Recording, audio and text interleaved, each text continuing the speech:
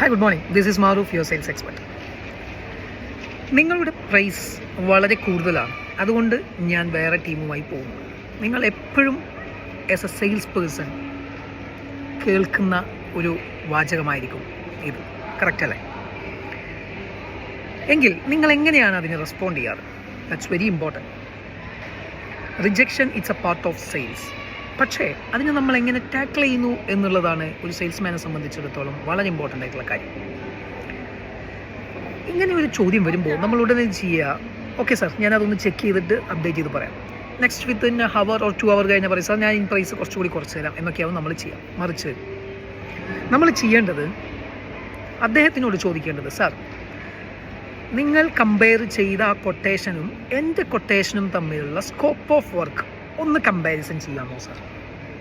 എൻ്റെ സ്കോപ്പ് എന്താണ്, അവർ തന്നിരിക്കുന്ന സ്കോപ്പ് എന്താണ്, അവരുപയോഗിച്ചിരിക്കുന്ന മെറ്റീരിയൽ എന്താണ്, അവർ വാറണ്ടി തന്നിട്ടുണ്ടോ, ഗ്യാരണ്ടി തന്നിട്ടുണ്ടോ, ഇങ്ങനെ തുടങ്ങി അദ്ദേഹത്തിനെ കൺഫ്യൂസ് ചെയ്ത് വാല്യൂ ആഡഡ് കൊടുക്കുന്ന രൂപത്തിലുള്ള ചോദ്യങ്ങൾ നിങ്ങൾക്ക് ആ പ്രസൻറ്റ് മൊമെൻറ്റിൽ ചോദിക്കാൻ സാധിച്ചാൽ the client will be confuse and ഈ റീതിങ്ക്.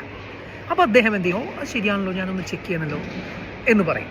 അങ്ങനെ അദ്ദേഹം ചിലപ്പോൾ നമ്മുടെ സ്കോപ്പ് ചെക്ക് ചെയ്യുമ്പോൾ, യെസ് യു ആർ റൈറ്റ്, നമ്മുടെ സ്കോപ്പ് കുറച്ചുകൂടി കൂടുതലായിരിക്കാം, മറ്റേ കമ്പയർ ചെയ്ത കൊട്ടേഷനിൽ ചിലപ്പോൾ അത്രയും സ്പെസിഫൈ ചെയ്തിട്ടുണ്ടാവില്ല, അല്ലെങ്കിൽ അവരുടെ മെറ്റീരിയൽ വേറെ ആയിരിക്കാം, അവരുടെ വാറണ്ടി ഉണ്ടായിരിക്കില്ല. സോ ഒറ്റയടിക്ക് ഇങ്ങനെ ഒരു റിജക്ഷൻ കേൾക്കുമ്പോൾ പ്രൈസ് കുറക്കുന്നതിന് പകരം ഇത്തരത്തിലുള്ള വാല്യൂ ആഡഡ് ആയിട്ടുള്ള ക്വസ്റ്റ്യൻസ് ചോദിച്ച് ക്ലയൻറ്റിൻ്റെ മൈൻഡിനെ ഒന്ന് ട്വിസ്റ്റ് ചെയ്യാൻ ശ്രമിച്ചാൽ you can close the deal soon. So ഒന്ന് ട്രൈ ചെയ്ത് നോക്ക്. So you can reach your millionaire goal. Bye.